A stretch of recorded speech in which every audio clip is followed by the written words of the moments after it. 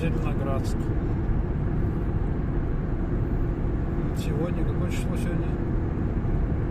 13 июля 2021 года. До Зеленоградска сколько километров?